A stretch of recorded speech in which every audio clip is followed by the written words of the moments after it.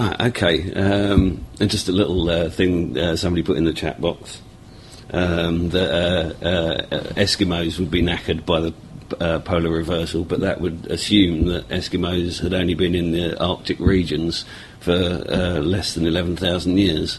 And certainly my take on current human archaeology is pushing the frontier of human inhabitation and civilization around the planet back a lot further than that.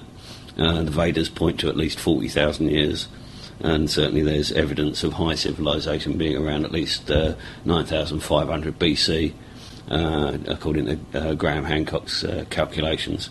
So it would appear that there was certainly a widespread human civilization covering the planet before the end of the Ice Age, which is approximately 11,000 years ago. Again, we seem to have a lot of these kind of 10, 11,000 year intervals here. There's certainly something being pointed to there. All right, okay, so let's go one step further. What is matter? I mean, this is one of the fundamentals where I think that most of the mistakes are being generated from. That the stuff and substance of matter, the more we peer into it, the less substantial it becomes. The more ethereal or aethereal pertaining to the ether. And that's basically where I'm going to go now. I mean, it would be possible to pursue this like the under the giant's fingernail theory until it disappeared up its own backside. I know that plenty of people could pursue the question of, all right, then, okay, so what is the ether? Well, I'm sorry, but I'm going down to subatomic particles below the size of the proton and the neutron to the pointillescent spots of space that are so infinitesimally small that it's almost becoming pointless to conceive of anything smaller. Right, okay, so essentially what we have is, if you vibrate a sphere of liquid, and if we consider the ether as some kind of superfluid, then what the shape that will form from a perfect sphere being resonated at a particular pitch will be the star tetrahedron, which is two interlocked triangular equilateral triangle-based pyramids, pointed tip through the base and base through the tip. Essentially, these would be the nodal lines, the harmonic nodal lines, where the amplifying and defeating nature of interference patterns will leave a quiet spot in the fluid, and because of the nature of the vibration coming in from all sides, this causes, like I say, this star tetrahedron. Well, this star tetrahedron is a very interesting shape when you start to look into it, and essentially it underlies the fundamental shape of nature. This can be understood most easily by looking into some of the ideas held within sacred geometry, which state that you start from a point, so you consider a point, and a point is no space, it contains nothing, it merely describes an area, a place, a start point, I suppose. You then move out to 2 points, at which point you can draw a line, and these 2 points are still not space. You can't contain space within a line. When you get to 3 points, suddenly we have a triangle, and from a triangle you can contain space, but you can only contain two-dimensional space, still not stuff and substance. In order to make three-dimensional space, you need to have a fourth point, and this fourth point is placed equilaterally from the other 3 points and makes up a tetrahedron, a three-pointed pyramid on all sides. So it has a equilateral triangle as a base, an equilateral triangle as each of its sides. Now, this now is the primary, most economic way of the universe containing three-dimensional space.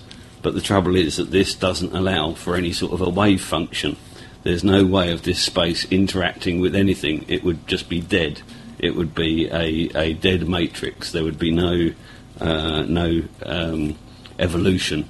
There would be no movement. It would be a fixed object. So you need a second tetrahedron, and the second tetrahedron needs to be placed in perfect opposite geometric polarity with the first one. So when you insert the second tetrahedron through the first, you end up with the star tetrahedron. Now, if you consider the one of the tetrahedrons to be a positive and one to be a negative, or one to be a hot and one to be a cold, whichever waveform you wish to describe, the polar opposites will be contained within those tetrahedrons. Now, if you were to make a tetrahedron out of, if it was conceivably possible, one end each tetrahedron out of a bar magnet, so one tetrahedron was a north pole and one was a south pole, or if you could possibly insert two crystals through each other with the electrical properties being excluded from each other, then if you were to bang the top of that crystal star tetrahedron with a hammer, you would have a huge toroidal energy field flash out, probably even so much as giving a flash of light. Again, we have this torus, the shape of the magnetic or electromagnetic field that would be emitted from two polar opposite tetrahedrons inserted through each other as a star tetrahedron would be toroidal in nature and would be emitted from the centre of the tetrahedron. So we have three-dimensional space conscribed within the two tetrahedrons, within the star tetrahedron, and that star tetrahedron has the ability to describe the three-dimensional space, including the ability to have a wave function. Now, the importance of this wave function is that if you now draw this star tetrahedron as a matrix, as a grid, out in all dimensions, so you attach a star tetrahedron to another star tetrahedron, then more and more and more in all directions. So if you had one in your hand, you would stick one on the top, one on the bottom, one on the left, one on the right, one on the front, one on the back, and build out into space a lattice work of star tetrahedrons, because any way that you vibrate the ether, you end up with this shape, and within that shape it's a fractal shape. So within each arm of the tetrahedron there's a further tetrahedron described, and the vibration, the nodal pattern of the tetrahedron is repeated within each of its fractal parts. So you build out this three-dimensional grid that you, let's describe it as a matrix, because that's probably the most appropriate term for it. In this matrix made up of star tetrahedrons, if we were to take a little glass hammer and ping one of these tetrahedrons, it would radiate a toroidal energy field out through the... Imagine them like the coil springs of a sprung bed when you've taken all the cloth off. Imagine them all connected sort of arm to arm, like a bunch of protesters or something, and you kick one of the protesters at one end and a ripple goes through the protesters before the one at the far end comes around and kicks you back up the arse. Okay, so essentially we have this bed spring matrix. If you ping one of the springs, this toroidal energy field emanates from the centre point of that tetrahedron, that star tetrahedron, and you have a single note. If you ping two of the mattress springs, you have two toroidal energy fields approaching each other through the matrix, and when they interact, you end up with interference patterns again. Now, these interference patterns, while being generated by a star tetrahedron, because of their toroidal, circular, curved nature, will interact in very, very strange and peculiar ways. And anybody that's experimented with a wave tank slit experiments and seen some of the interference patterns that can clearly be seen just by simply using the surface of a tank of water and some cardboard with slots cut out of it. So essentially we have, if you can imagine the entire universe being constructed of this star tetrahedral matrix, and that all points of it are being pinged, that when these energy fields combine in a strong enough point, they ping another thing. And so what we have is this vast three-dimensional, possibly multi-dimensional, possibly hyperdimensional field of interacting toroidal energy fields, creating these interference patterns. And when you study these interference patterns and extrapolate out what you're seeing in 2 dimensions, or 2-ish dimensions on the surface of a plane of water, to an action going off in all directions from a central field, then you begin to get the enough interference patterns to start to describe everything in nature. Curves, curves are a natural, energy travels in straight lines, but nothing else does in the universe. So curves are kind of a natural resultant of the distortion in space-time. Just simply imagine swirling a joss stick or a sparkler around in the mid-air at night. If you spin it and move it through the air at the same time, then you can be drawing a straight line, and yet through space it will appear to be a curve.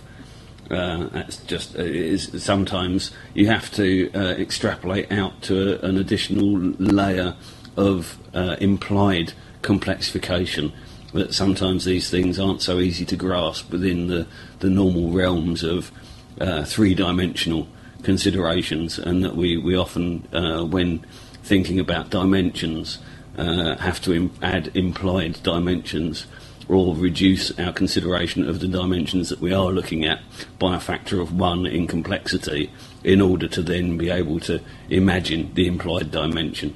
It's quite tricky. Thank you, Paddy. You get it now.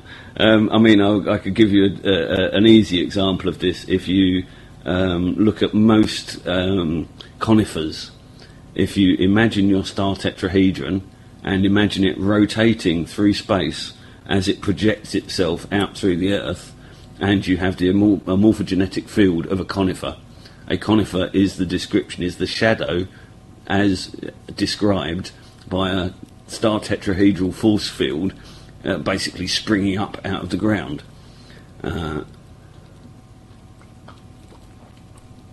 Yes, Pondy, interaction between opposite charges, but again, charge is possibly a bit of a misnomer that we're... bloody hell, I've done my lighter. Oh no, I've lost my lighter. Bugger. And I've lost my thread. I'll tell you what, I'm going to put a tune on, because this is all very deep and very dark and quite hard to wrap your head around, and I need to clear my thoughts. Let's see what we've got here. What do you fancy? Do you fancy something regular, or do you fancy something out of my selection? The tree does grow into the electrical... Well, yeah, the electrical paths, yeah. I kind of see bioenergetic rather than electrical myself. I'm a big follower of Sheldrake and the morphogenetic field theory, which suggests that there is actually a bioenergetic field as described by Reich with orgone, and as assumed to be a fact with the chi energies of Eastern philosophies, and is basically just a life force that expresses itself through the resonant frequencies in the shape of a human or a tree or a rabbit or dog or whatever, and that we as cells, as a cellular organised creature made up of small components, organise ourselves within this predetermined morphogenetic field, and that he links a lot of ill health to people not realising the shape of their morphogenetic field and responding appropriately to its changing dynamic nature. I'm not seeing anything here that I